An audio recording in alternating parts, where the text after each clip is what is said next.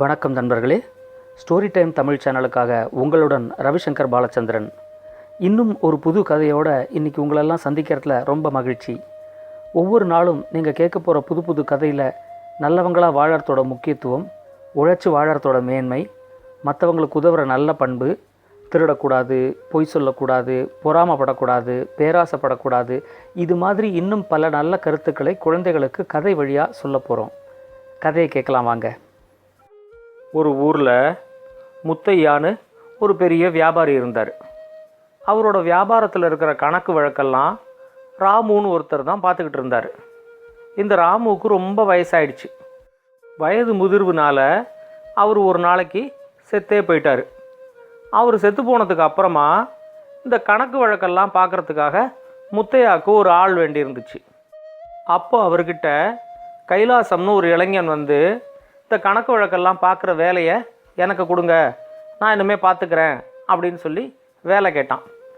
அதுக்கு முத்தையா சொன்னார், என்கிட்ட நிறையா வியாபாரம் இருக்குது, சொத்து நிறையா இருக்குது, இது இந்த கணக்கு வழக்கெல்லாம் பார்க்குறவங்க நல்ல அறிவாளியாக இருக்கணும், அதனால் நீ நல்ல அறிவாளி அப்படிங்கிறத நீ நிரூபித்த அப்படின்னா நான் உனக்கு அந்த வேலையை தரேன். நான் உனக்கு 3 தேர்வு வைப்பேன். அந்த 3 தேர்வுலையும் நீ ஜெயிச்சிட்ட அப்படின்னா நான் உனக்கு அந்த வேலையை தரேன். அதில் 2வது தேர்வு 3வது தேர்வு என்னங்கிறத முன்னாடியே சொல்ல மாட்டேன்.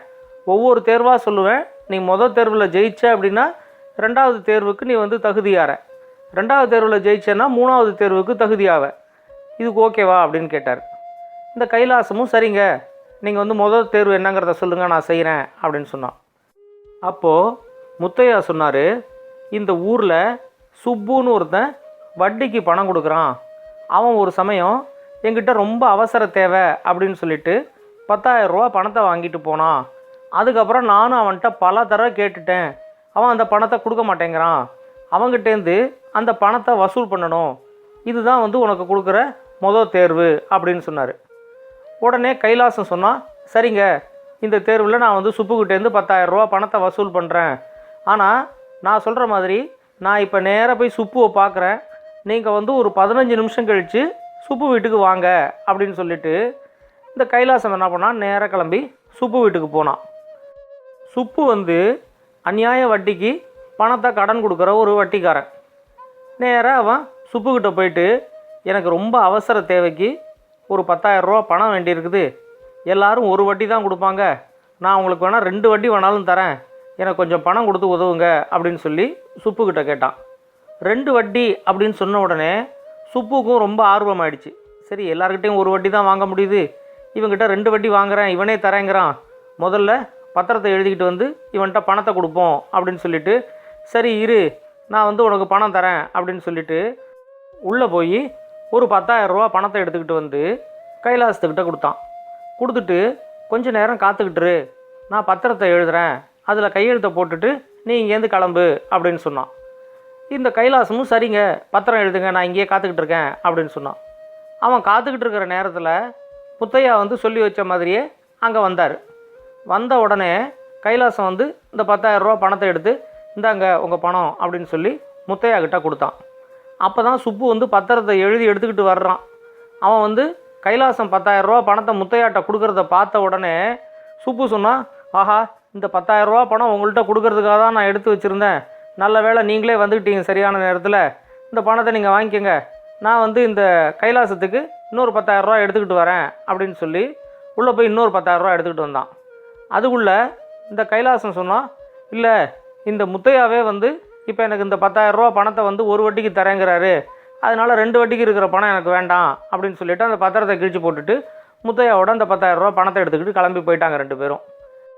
அதை பார்த்த உடனேயே சுப்புக்கு தெரிஞ்சிடுச்சு, ஆஹா, இவங்க 2 பேரும் நம்மக்கிட்ட கொடுத்த பணம் வந்து வராத கடன், அதை வசூல் பண்ணுறதுக்காக தான் ஏதோ ஒரு நாடகம் ஆடி 10,000 ரூபா பணத்தை திரும்ப கடன் வசூல் பண்ணிட்டு போயிட்டாங்க அப்படின்னு நினச்சி அவன் ரொம்ப நொந்தே போயிட்டான். முத்தையா என்ன பண்ணார், கைலாசத்துக்கிட்ட, நான் வச்ச முதல் தேர்வில் நீ ஜெயிச்சிட்ட, உனக்கான 2வது தேர்வை நான் இப்போ சொல்கிறேன்.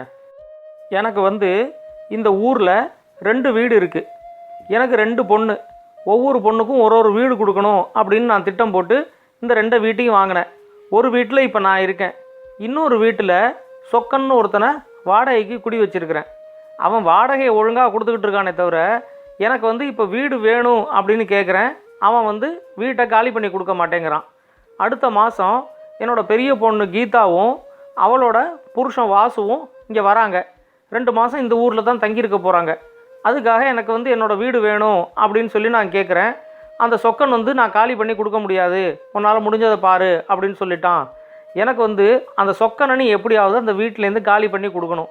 இதுதான் உனக்கு நான் கொடுக்குற 2வது தேர்வு அப்படின்னு சொன்னார். இந்த கைலாசத்துக்கு சொக்கனையும் சொக்கனோட குடும்பத்தில் இருக்கிற எல்லாரையும் ஏற்கனவே நல்லா தெரியும். ஐயோ இவங்ககிட்ட போய் இவனை காலி பண்ண வைக்கணுமா, சரி போய் முயற்சி பண்ணி பார்ப்போம் அப்படின்ட்டு நேராக சொக்கன் வீட்டுக்கு போய் அடுத்த 1 வாரம் 10 நாளைக்கு சொக்கனோடையும் அவனோட குடும்பத்தாரோடையும் நல்லா பழகினான். பழகிட்டு ஒரு நாளைக்கு சொக்கன்கிட்ட, ஏன்பா நீ இந்த வீட்டில் இருந்து கஷ்டப்படுற, இந்த பக்கத்தில் அண்ணாமலையோட பெரிய வீடு இருக்குது, இதை விட பெரிய வீடு, இதை விட கம்மியான வாடகை, நல்லா காற்று வெளிச்சமுமாக இருக்குது வீடு, அந்த வீட்டுக்கு நீ குடி போயிட, நான் வேணால் அண்ணாமலைகிட்ட பேசி அந்த வீட்டை உனக்கு வாடகைக்கு எடுத்து தரேன் அப்படின்னு சொல்லி மெதுவாக சொக்கன்கிட்ட சொன்னான். உடனே சொக்கன் சொன்னான், ஓஹோ அந்த முத்தையா வந்து உன்னை இங்கே அனுப்பி விட்டுருக்காரா என்னை இந்த வீட்டை காலி பண்ண வைக்கிறதுக்கு, நீ வந்து முத்தையாவோட ஆளா, நீ முத்தையா கிட்ட சொல்லு, அவர் நினைக்கிறது நடக்காது, இந்த வீட்டை நான் காலி பண்ண மாட்டேன் அப்படிங்கிறத நீ முத்தையா கிட்ட சொல்லு அப்படின்னு சொல்லி இந்த சொக்கன் சொன்னான். அதை கேட்ட உடனே கைலாசம் வந்து, நான் முத்தையாவோட ஆளெல்லாம் இல்லை, உனக்கு இந்த வீட்டை விட அண்ணாமலையோட வீடு இன்னும் நல்லா இருக்குமே அப்படிங்கிறதுக்காக ஒரு நல்ல எண்ணத்தில் தான் சொன்னேன், இந்த வீடே உனக்கு சௌகரியமாக இருந்தால் நீ இந்த வீட்டிலேயே இருந்துட்டு போ அப்படின்னு சொல்லி அதோட அந்த பேச்சை முடிச்சிட்டான். ஆனால் அடுத்த நாளைக்கே அவன் நேராக அண்ணாமலையோட வீட்டுக்கு போயிட்டு சொக்கனுக்காக அண்ணாமலையோட வீட்டை வாடகைக்கு பேசி முடித்தான். முடிச்சுட்டு நேராக வந்து இந்த சொக்கனுக்கும் அவனோட குடும்பத்தாருக்கும் அவங்களோட சாப்பாட்டில் கொஞ்சமாக மயக்க மருந்தை கலந்து எல்லாரும் தூங்குற மாதிரி ஒரு ஏற்பாடை பண்ணி விட்டான்.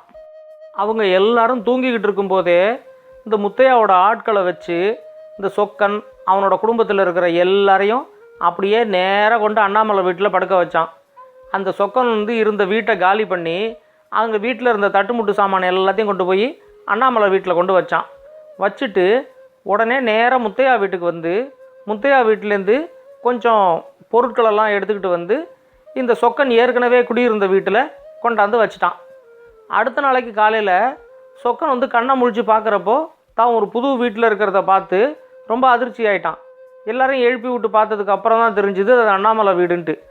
இந்த கைலாசம்தான் வீட்டை காலி பண்ண வைக்கிறதுக்காக இப்படி ஒரு திட்டம் போட்டு அண்ணாமலை வீட்டில் கொண்டாந்து இறக்கி விட்டு போயிட்டான் அப்படிங்கிறது அவனுக்கு நல்லா தெரிஞ்சிச்சு. ஆனால் இனிமேல் ஒன்றும் பண்ண முடியாது, ஏன்னா அந்த வீட்டை இப்போ காலி பண்ணிட்டு எல்லாரும் கிளம்பி இங்கே வந்தாச்சு, அந்த வீட்லேயும் முத்தையா வந்து குடி புகுந்துட்டாரு, அதனால் இனிமேல் ஒன்றும் பண்ண முடியாது அப்படிங்கிறது சொக்கனுக்கு தெரிஞ்சிச்சு. அதுக்குள்ளே முத்தையா வந்து கைலாசத்துக்கிட்ட, நான் உனக்கு வச்ச 2வது தேர்வுலேயும் நீ ஜெயிச்சிட்ட, சொக்கனை வந்து அந்த வீட்டிலேருந்து காலி பண்ண வச்சு இப்போ என் வீட்டை வந்து என்னோடய கட்டுப்பாட்டு கீழே கொண்டாந்துட்ட, நான் இப்போ உனக்கு 3வது தேர்வு வைக்கிறேன், இது ரொம்ப கடினமான தேர்வு, இந்த தேர்வை நீ தாண்டினா தான் உனக்கு வேலை அப்படின்னு சொன்னார். உடனே 3வது தேர்வு என்னங்கிறத சொல்லுங்கள் அப்படின்னு இந்த கைலாசம் கேட்டான். முத்தையா சொன்னார், எப்பயுமே பேசிக்கிட்டு இருக்கிற என்னோடய மனைவியை ஒரே ஒரு நாளைக்கு மட்டும் மௌன விரதம் இருக்க வைக்கணும், இதுதான் உனக்கு நான் கொடுக்குற 3வது தேர்வு அப்படின்னு சொன்னார். இவன் இப்படி யோசித்தான் என்ன பண்ணலாம் அப்படின்ட்டு. அடுத்த நாளைக்கு இவன் என்ன பண்ணான், கையில் ஒரு தாயத்தை எடுத்துக்கிட்டு நேராக இந்த முத்தையாவோட மனைவியை பார்த்தான். பார்த்துட்டு இதை மாதிரி இந்த தாயத்தை வந்து ஒரு யோகி கொடுத்துருக்கிறாரு, இந்த தாயத்தை வந்து பெண்களுக்கான தாயத்து, இதை யார் கையில் கட்டிக்கிட்டு ஒரு நாளைக்கு மௌன விரதம் இருக்காங்களோ அவங்களுக்கு வந்து பெண்களுக்கு நடுவில் ஆளுமை ரொம்ப அதிகரிக்கும் அப்படின்னு சொல்லி யோகி சொன்னார். எங்கள் வீட்டில் யாரும் பெண்களே கிடையாது, அதனால் இதை யாருக்கு கொடுக்கறதுன்னு தெரியாமல் நான் முழிச்சுக்கிட்டு இருந்தப்போ தான் எனக்கு வந்து உங்கள் ஞாபகம் வந்துச்சு, இதை வந்து நீங்கள் உங்கள் கையில் கட்டிக்கிட்டு ஒரே ஒரு நாளைக்கு மட்டும் முழுக்க மௌன விரதம் இருங்க, அதுக்கப்புறம் பெண்கள் மத்தியில் உங்களோட ஆளுமை ரொம்ப அதிகமாகிடும் அப்படின்னு சொன்னான். அதை கேட்டவுடனே முத்தையாவோட மனைவிக்கு அதை நம்பலாமா வேண்டாமா அப்படின்னு சொல்லி ஒரு யோசனை வந்துச்சு. ஒரு நாளைக்கு மௌன விரதம் இருக்கிறது ரொம்ப கஷ்டமாச்சே அப்படின்னு சொல்லியும் முத்தையாவோட மனைவி யோசித்தாங்க. உடனே கைலாசம் சொன்னான், இல்லை உங்களுக்கு வேண்டான்னா சொல்லுங்கள், உங்களால் ஒரு நாளைக்கு மௌன விரதம் இருக்க முடியாது அப்படின்னா பரவாயில்ல, அண்ணாமலையோட மனைவி கூட அவங்களுக்கு ரொம்ப ஆளுமை வேணும் அப்படின்னு சொல்லி எதிர்பார்க்குறவங்க தான், நான் வேணால் இதை அவங்களுக்கு கொடுத்துட்றேன் அப்படின்னு இந்த கைலாசம் சொன்னான். அதை கேட்ட உடனே முத்தையாவோட மனைவி வந்து, ஐயோ அண்ணாமலையோட பொண்டாட்டிக்கா, அவள் பெரிய ராங்கிக்காரியாச்சே, இந்த மாதிரி ஒரு தாயத்து வந்து அவளோட ஆளுமை இன்னும் அதிகமாச்சு அப்படின்னா அவள் தலைகால் புரியாமல் ஆட ஆரம்பிச்சிருவா. குடு இந்த தாயத்தை வந்து நானே கட்டிக்கிறேன், ஒரு நாளைக்கு மௌன விரதம் தானே, நான் இருந்துடுறேன் அப்படின்னு சொல்லிட்டு அந்த தாயத்தை வாங்கிக்கிட்டாங்க. அடுத்த நாளைக்கு காலையில் எழுந்திரிச்சு குளித்து சாமி கும்பிட்டதுக்கு அப்புறமா அந்த தாயத்தை கையில் கட்டிக்கிட்டாங்க. அன்னைக்கு பூரா யாரோடையும் பேசாமல் மௌன விரதத்தை இருந்தாங்க. அதை பார்த்த உடனே முத்தையாவுக்கு ரொம்ப ஆச்சரியமாயிடுச்சு.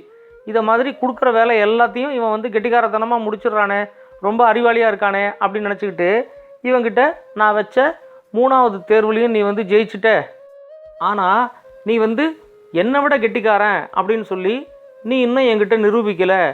இப்போது ஒன்றை வச்சு முடிக்க முடியாத 3 வேலையை நான் முடித்ததுனால நான் தானே ஒன்றை விட கெட்டிக்காரன், அதனால் இந்த வேலையை நான் எப்படி உனக்கு கொடுக்கறது அப்படின்னு சொல்லி கைலாசத்துக்கிட்ட கேட்டார்.